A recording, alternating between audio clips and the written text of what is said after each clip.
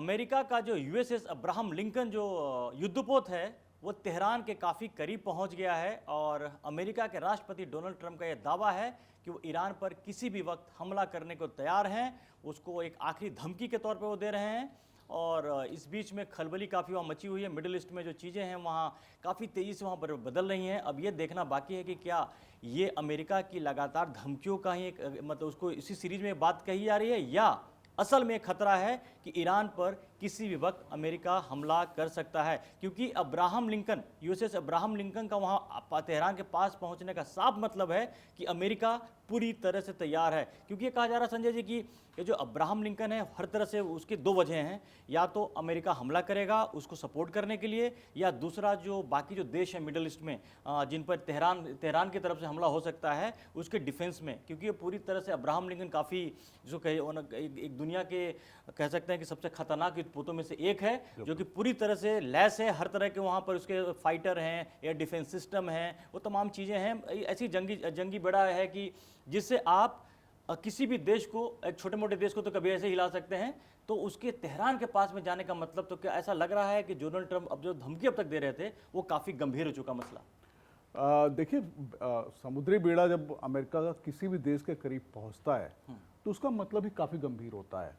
और Abraham Lincoln जो परमाणु करियर है इनका, ये परमाणु से चलता है। एक तो बात यह है कि इसकी एनर्जी परमाणु से है, यानी कि ये अनलिमिटेड इसका अनलिमिटेड है। ये 50 साल 60 साल 70 साल आराम से चलता रहेगा। इसको किसी और दूसरे ईंधन की जरूरत नहीं है। दूसरा, इसको समुद्र पे तैरता हुआ छोटा सा शहर भी कहा जाता है कि वहाँ पर हमेशा 5000 से लेकर 7000 लोग रहते हैं।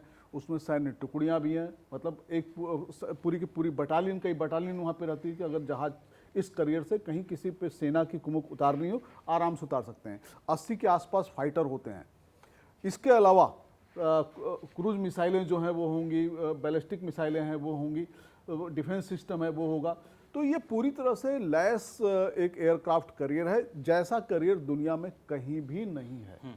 और आप हैरान होइएगा कि इसकी लंबाई आधा किलोमीटर से थोड़ी सी कम होगी। और ये क्या आप अंदाज कर सकते हैं कितने मंजिल का होगा? ये कितने मंजिल का बता दीजिए। ये 25 मंजिल का है। तो आप सोचिए कि ये जब समुद्र में चलता होगा और दिखता होगा तो कैसा दिखता होगा, भयावह इसका वो होता होगा। तो ये समुद्र सबसे खतरनाक सिर्फ यही नहीं है, अमेरिकी अधिकारी का दावा ये भी है कि वहां पर तेहरान के आसपास में जो इलाका जहां पर यूएसएस अब्राहम लिंकन है वहां पर एयर डिफेंस सिस्टम भी और भेजा जा रहा है, एडिशन भेजा जा रहा है। यानी कि एक्चुअली अमेरिका का जो सबसे बड़ा खतरा है ईरान से, क्योंकि ईरान के पास कोई उनके पास फाइटर जेट ऐसे नहीं है कि जिससे हमला कर सके, लेकिन उनके पास उन्नत किस्म की जो मिसाइल है उसी से अमेरिका डरा हुआ है। और उस मिसाइल का रेंज इतना बड़ा है कि ईरान चाहे तो बैठे बैठे उधर इजराइल के साथ साथ जो जितने भी अमेरिकी ठिकाने हैं गल्फ कंट्रीज में उसको सबको निशाना बना सकता है। तो अमेरिका को जो सबसे ज़्यादा डर यही लग रहा है कि कहीं ऐसा ना हो कि अगर ईरान पर हमला करें तो ईरान जो अपनी मिसाइलों से उनका बहुत ज़्यादा नुकसान कर सकता है। नहीं, बिल्कुल ठीक बात करें आप, क्योंकि ईरान मिसाइल टेक्नोलॉजी में बहुत उन्नत है। और पिछले 2 साल 3 साल से लगातार ये खबर मिलती रही कि ईरान का जो मिसाइल प्रोडक्शन प्रोग्राम है वो पूरी ताकत के साथ चल रहा है। उसके कई यूनिट्स हैं, मिसाइल बनाई जा रही हैं और मिसाइल ज़मीन के नीचे लगातार वो लोग स्टोर कर रहे हैं। और उनके पास एक नहीं कई तरह की मिसाइलें हैं, अलग अलग रेंज की मिसाइलें हैं, छोटी दूरी से लेकर बड़ी दूरी की। और इतनी बड़ी मिसाइल है कि वो मुझको लगता है 2000 से 2500 किलोमीटर से वो न्यूयॉर्क भी हिट करने की बिल्कुल। तो इसका मतलब आप सोचिए कि वो 10,000 किलोमीटर का हिट करीब कर सकता है। तो ये एक दूसरे ईरान के पास जो एक चीज और है जिससे भी थोड़ा सा दूसरे देशों को डर लगता है, उनकी ड्रोन टेक्नोलॉजी भी काफी जबरदस्त है।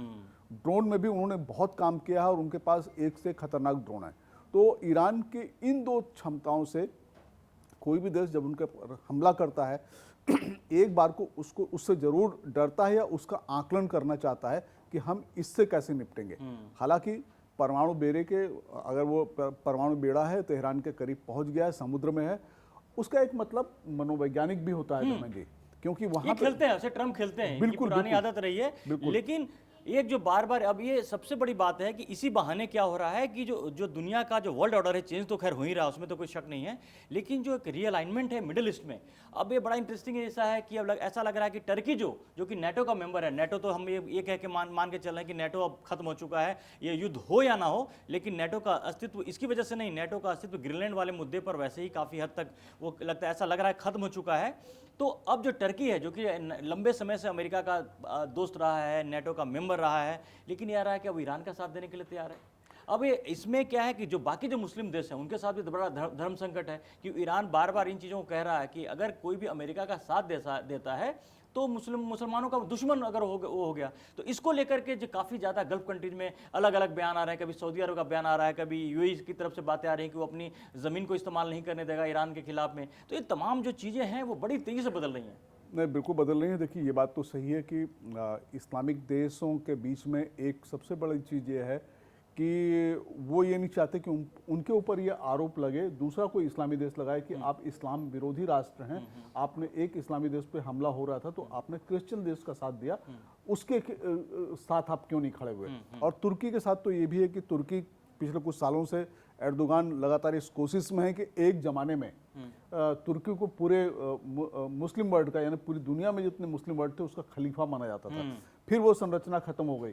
अब वो उस पदवी पर या उस ओहदे पर या उस स्थिति में फिर से तुर्की को ले जाना चाहते हैं और ये दिखाना चाहते हैं कि असल में तमाम मुस्लिम राष्ट्रों के असली रहनुमा वही हैं, लीडर वही हैं। तो तुर्की, हालांकि तुर्की ने अभी कोई ऐसा कमेंट पास नहीं किया है, लेकिन तुर्की का निश्चित रूप से तुर्की ईरान के साथ खड़ा होना चाहेगा।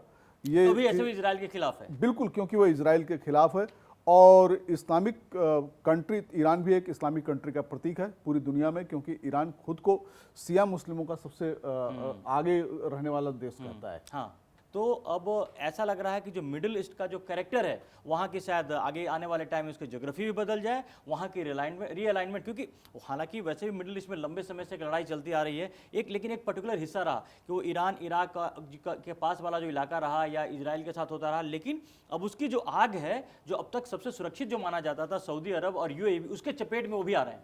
नहीं, बिल्कुल आ रहे हैं। और दूसरे देखिए, एक बात ये भी है कि ये समुद्री बेड़ा अमेरिका जब किसी भी देश के पास ले आके खड़ा कर देता है, उस देश की हालत आधी से ज़्यादा तो ऐसे ही खराब जाती है, वो मनोवैज्ञानिक दबाव में आ जाता है। तो ये तो एक चीज़ है कि ईरान ऐसी स्थिति में क्या अपने पड़ोसी देशों पर, सऊदी अरब या संयुक्त अरब अमीरात, क्या इन पर कुछ रिटेलिएट करेगा।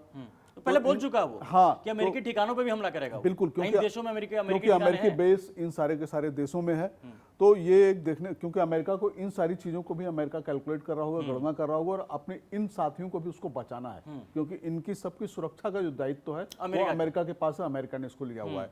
तो कुल मिला के देखिए, ये जितना सीधा दिख रहा है कि बेड़ा आके खड़ा हो गया तेहरान के पास और तेहरान को ईरान को डर जाना चाहिए, ये बिल्कुल आसान नहीं है। इसमें बहुत ही परमुटेशंस और कॉम्बिनेशंस हैं और काफी रणनीति का माथापच्ची है। तो वही रणनीति का माथापच्ची भी है और इस बात को डोनाल्ड ट्रंप भी समझते हैं, क्योंकि एक ऑलरेडी वो ग्रीनलैंड को लेकर के यूरोप के देशों के बीच में जो उनका जो कह रहे हैं ना जुबानी, अभी तो जुबानी जंग हो रही है वहाँ पर, लेकिन वहाँ फंसे हुए हैं। उसके बाद अगर ईरान के साथ भी अगर किसी भी तरह से अगर हमला होता है तो मिडिल ईस्ट में भी काफ़ी उसका रिएक्शन होगा और इसका भी नुकसान अमेरिका को होने की संभावना बहुत ज़्यादा है, क्योंकि जो स्थितियां बन रही हैं, जो तमाम जो हालात अभी वहां पर दिख रहा है, उसमें ट्रंप के लिए बहुत आसान नहीं है। लेकिन लगातार ट्रंप के दबाव का शायद एक फ़ायदा ये भी है कि ईरान ने कल ही मतलब उन्होंने कहा था कि वो न्यूक्लियर डील पे साइन करने के लिए तैयार हैं, लेकिन अपनी कुछ शर्तों के साथ में, यानी कि कहीं ना कहीं ईरान अपनी तरफ से एक संकेत दे रहा है कि वो थोड़ा झुकने के लिए तैयार है, लेकिन वो पूरी तरह से सरेंडर करने को तैयार नहीं है। नहीं, देखिए, परमाणु, मुझको थोड़ा सा हैरानी, हालांकि ठीक है, ईरान को ये जो पूरा परमाणु वाला मामला है इस पर